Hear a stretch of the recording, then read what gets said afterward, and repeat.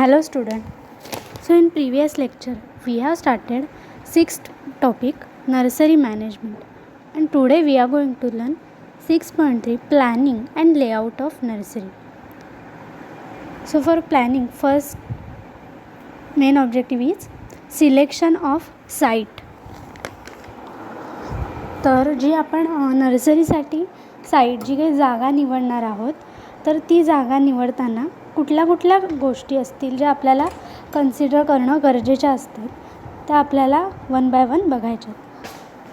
First आहे location. तर नर्सरीसाठी लोकेशन हे खूप इम्पॉर्टंट गोष्ट आहे. A nursery must be located in a pollution free environment, away from brick kilns, smoke emitting industries and rough motorized road, as dirt and dust settle on plant, covering the foliage, which not only reduce the photosynthetic efficiency of plant but also give them a dull look. Okay, तर जे काही location आपलं असणार आहे नर्सरीसाठीचं, तर ते कसं असलं पाहिजे, तर पोल्युशन फ्री एन्व्हायरमेंट असणं गरजेचं आहे.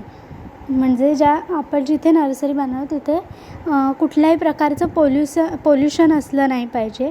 त्याच्यानंतर तिथे जे ब्रिक किल्स असतात, म्हणजे विटा बनवण्याचे कारखाने असतील किंवा मग अशा वेगवेगळ्या इंडस्ट्रीज असतील त्याच्यामधून स्मोक बाहेर पडतात, धूर बाहेर पडतो, तशा ठिकाणी किंवा जास्त असं जिथे ज्या रोडवरून गाड्या वगैरे जास्त जातील अशा रोडवरती, अशा रोड साईडला वगैरे नर्सरी नाही घेतली पाहिजे. कारण त्याच्यातनं जो काही स्मोक असेल, धूळ असेल, धूर असेल किंवा अजून काही असेल जी वेस्ट, ती सगळी प्लांटच्या लिप्सवरती राहील आणि त्याच्यामुळे काय होणार आहे, तर ते लिप्सवरती डस्ट मटेरियल राहिल्यामुळे ते फोटोसिंथेसिस करू शकत नाहीत.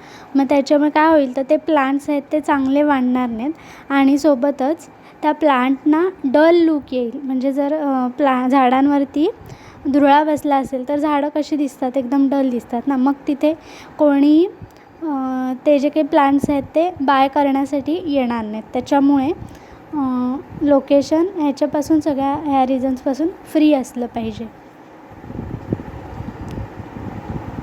It must be ensure that the nursery site gets adequate sunlight. Okay, however care must be taken in the plant are protected against severe heat. तर लोकेशनमध्ये सनलाईट पण चांगल्या प्रकारे येतो असं असले पाहिजे. नाहीतर काही ठिकाणी काय होतं, आजूबाजूने सगळीकडून मोठी झाडं असतात आणि त्याच्यामुळे काय होतं, तर मध्ये जी काही नर्सरी असणार आहे तिथे सावट राहते किंवा ऊन जास्त पडत नाही, सनरेज जास्त येत नाहीत.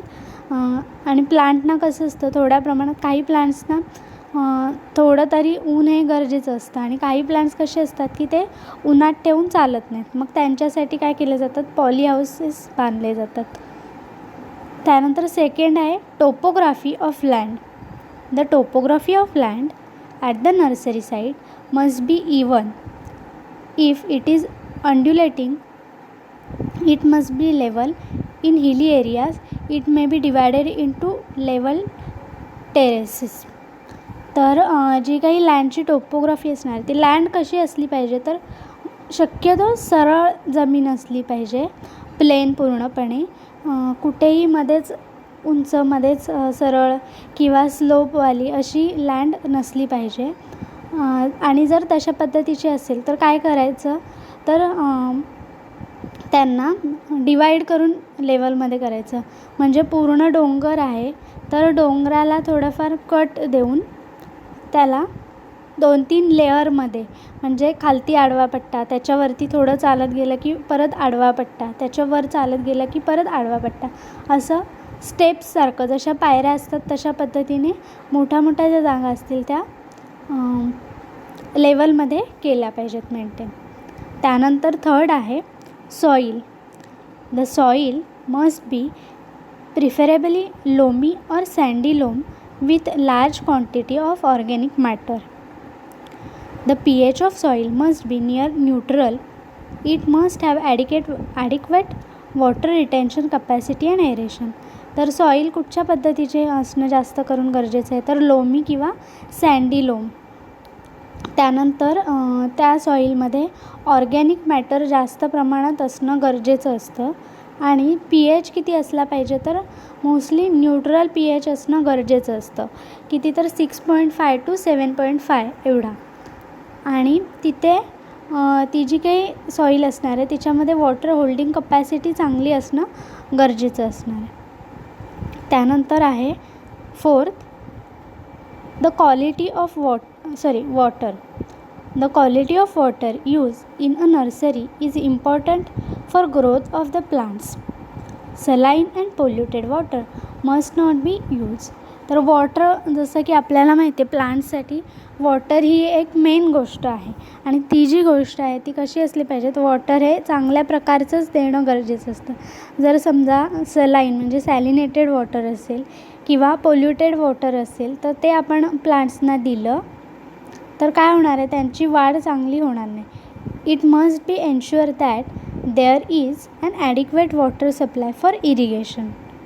Besides the nursery must be located near a water source so that there is no water scarcity at any time in the course of raising plant.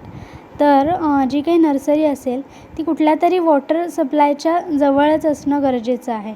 म्हणजे रिवर साईड असलं पाहिजे किंवा समजा रिवर साईड नसेल तर तिची जागा अशी असली पाहिजे की तिथे आपण विहीर, बोरवेल असं काहीतरी काढू शकतो आणि तिथे आपल्याला इझिली पाणी मिळू शकतं.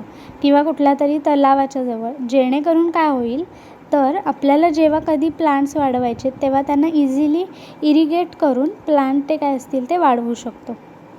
त्यानंतर आहे fifth, drainage. The nursery site must have adequate drainage facility and be free from water logging. Water must not be stagnant at any time. तर तिथे पाणी वाहून जाणं पण तेवढंच गरजेचं आहे. जर समजा पाणी लॉगिंग झालं, वॉटर लॉगिंग म्हणजे पाणी अचानकपणे नुसतं साठून राहिलं खूप सारं, तर काय होईल, तिथे जे काही प्लांट्स असणार आहेत ते चांगल्या प्रकारे वाढणार नाहीत. त्यानंतर आहे 6, transportation. The nursery site must be accessible by road. It must not be far from potential markets so that there is no damage to the seedling during transportation. तर नर्सरी कशी असली पाहिजे, तर जे काही मार्केट असणार आहेत त्यांच्या थोडेफार जवळ असलेलीच चांगली असते. का, तर जेव्हा आपण मार्केटमध्ये जी प्लांट्स असतील, सीडलिंग्स असणार आहेत, रोपं ती ट्रान्सपोर्ट करत असू तर तेव्हा मग जास्त लांब जायचं नसल्यामुळे ते प्लांट्स आहेत ते डॅमेज होणार नाहीत.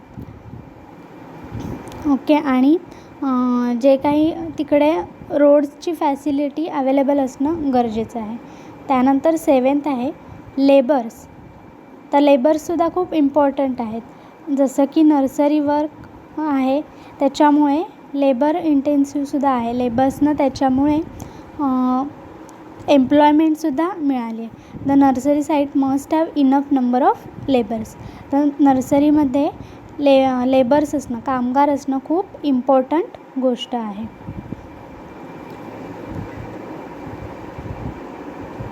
त्यानंतर आहे protection. The nursery area must be protected by fencing so as to prevent damage by stray animals. तर जे काही नर्सरी असणार आहे तिचं प्रोटेक्शन गरजेचं असणार आहे. बाजूने समजा चांगला बांध किंवा धक्का किंवा मग तारेचं कुंपण वगैरे घालून पूर्णपणे पॅक केलेली असणं गरजेचं असणार आहे. का, तर जे काही रोड साईड जाणारे जे काही ॲनिमल्स असतील तर ते काय करतील, समजा ओपन असेल नर्सरी तर ते इझिली आत जातील आणि सगळे जे काही नवीन जे आलेली रोपं असणार आहेत ते खाऊन टाकतील. त्याच्यामुळे त्याचं प्रोटेक्शन इम्पॉर्टंट आहे. त्यानंतर आहे market and size. 9th, market plays an important role in the success of nursery business. तर जर आपण नर्सरी बिझनेस करतो आहे तर त्याच्यामध्ये मार्केट हे खूप इम्पॉर्टंट गोष्ट आहे. असं का आहे तर जर समजा मार्केटिंगच झालं नाही, तिथे प्लांट्स तयार केलेले जर मार्केटिंग झालंच नाही त्याचं, तर आपण तिथे नर्सरी काढून काय उपयोग होईल का? त्याच्यातनं आपल्याला काहीही कुठल्याही प्रकारचं बेनिफिट होणार नाही. त्याच्यामुळे आपला जो बिझनेस आहे तो मार्केटमुळेच किंवा मार्केटिंगमुळेच सक्सेसफुल होऊ शकतो. Various types of inputs like seeds, fertilisers, pesticides, fungicides, plant growth regulators, polybags, agricultural implements, different types of spare parts and other miscellaneous item required in the nursery must be available in the nearby market. The nursery must be located near the city or an area from where people can purchase the plant.